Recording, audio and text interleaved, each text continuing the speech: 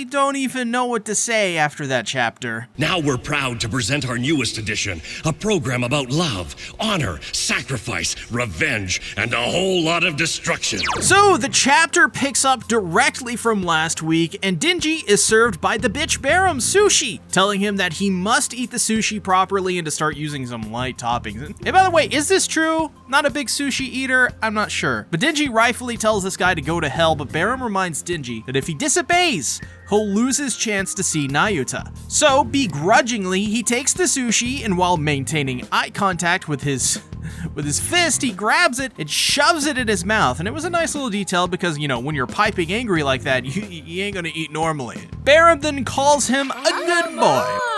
Good boy! Barum essentially has him by the balls at this point, as he is the one who has Nayuta, so he has all of the power in this situation. So he serves him squid, but Denji eventually and violently sweeps the plates and cups off the counter they're eating on in sheer rage. And of course, the slimy Barum just goes, "Whoa, don't be mad, Chainsaw Man, it was just a prank, bro." As we see later in the chapter, I think he finds it funny. But this outburst obviously catches the attention of the others as Fami, the orchestrator, sits there continuing to eat. Obviously, she's probably thinking that this is all going according to plan. Denji then asks Barum if he will take him to Nayuta if he kills the public safety mooks outside. I like that he used the term mooks. This is insane for Denji to even say. Denji is now willing to straight up murder for Nayuta. That is the kind of desperation that Denji is feeling right now, that he go through with an act of murder. Barum then tells him that he doesn't want that at all because public safety doesn't want to kill them either. They just want a tiny fraction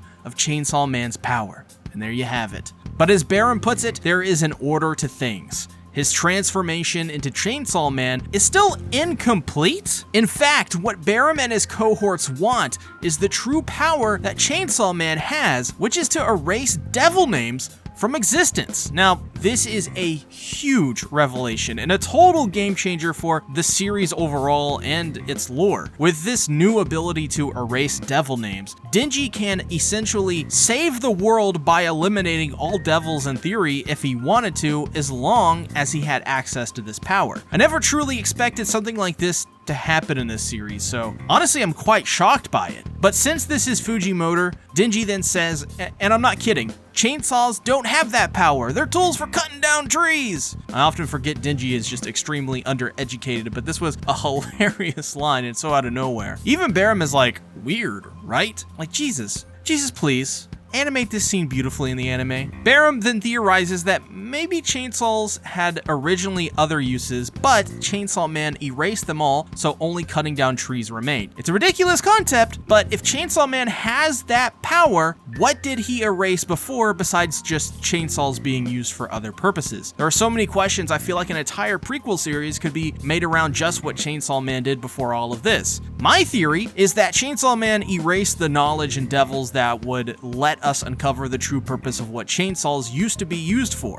Makes sense. It would allow Pochita to live a life of comfort. He'd never have to do the bidding of anyone else ever again, which we don't know if that's the case, but seeing as everyone wants to control Chainsaw Man now to harness this power, I'd imagine it was the same some time ago for Pochita. So maybe history is repeating itself. So, Barum gives the boy some lean tuna and continues. To fully become Chainsaw Man, Denji has to have two things: everyone's fear and his unhappiness. So, obviously, Denji becoming a superhero set back their plans, but now, thanks to the Chainsaw Man church incidents, that has changed. He's now, according to Barum, on par with aging and sickness. He then tells Denji, who's still shocked to his core, that it's time for some fatty deluxe tuna, and tells the guy to send it down the line. Ladies and gentlemen, when I read this, I was in absolute shock and horror. As the food is sent down the belt, we see everyone's reaction, which is horror, disbelief, shock. Even Katana Man and Asa are shocked. On the conveyor belt is Nayuta's severed head. I literally do not know what to say about this, how to process, where to even begin.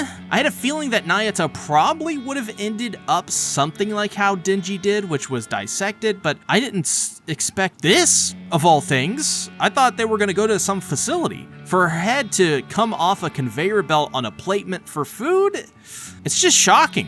totally shocking, and it's sad too because Nayuta was on the right track in life compared to, Makima. She was starting to understand humans and Denji. They together could rely on each other and they were happy. But Barum and the bastard had the gall to fucking smirk while seeing Denji react to this, has single-handedly destroyed a lot of that with his and Fami's meddling. Which is another thing. Fami didn't even react to this sight at all, just seemingly continued eating. I feel like soon, Fami is going to have to speak up about this stuff because she is very suspicious, and obviously, this is all going according to her plan. I think it's pretty clear at this point that Fami is pretty much okay with all of this. Nayuta, her sister, being beheaded was maybe even done by her. Remember Gyoni guillotine? Notice the weird marks on Nayuta's head? I mean, this could be nothing. I don't know. I just don't believe she is dead at all. The vibes this entire chapter gives off is just not congruent to her being dead. I mean, I could be wrong, but think about it. She's the control devil, right? We saw Denji could be dismembered and live, and for Nayuta, I'd imagine it'd be no different. And if Fami beheaded her own little sister, then maybe there is something more to this that we're not seeing. I think we have to wait and see, but I think this is all just going according to her plan. Another reason I don't believe she's dead is because why would Barum and Fami offer Denji to see Nayuta in the first place? Denji wouldn't do anything for him if Nayuta was dead. He'd just kill Barum on the spot and kill public safety outside. Barum needs Denji just as much as public safety does, and their one chance at controlling and harnessing the true power of Chainsaw Man is to control his heart by keeping Nayuta captive as the dangling carrot. We know that Denji would do absolutely anything for Nayuta, which maybe is another thing that Fami planned all along. Make Nayuta a little child so that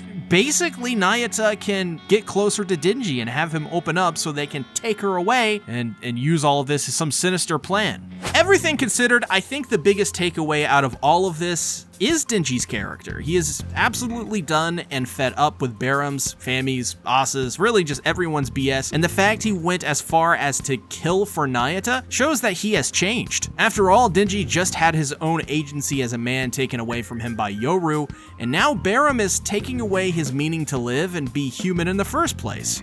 I mean, think about it. A lot of part 2 has been developing the human side of Denji and seeing how he lives, what he thinks like, growing into, I guess, fatherhood with Nayuta. But as soon as he could experience true happiness, just when he could hang up the Chainsaw Man boots, they come back to reel him back in and scheme in any which way possible to harness the power that Chainsaw Man was once known for. So, I don't know. Mark my words, this power that he wields was buried for a reason, and Barum and likely those who tried to use Chainsaw Man in the past will regret possibly what they're trying to dig up. I honestly don't want to ask, but what are your thoughts on this chapter of Chainsaw Man? Do you think Nayuta is alive or dead, and where do you think the story could be heading after this? I must know your thoughts. Thank you everyone for watching. Stay safe out there and stick together.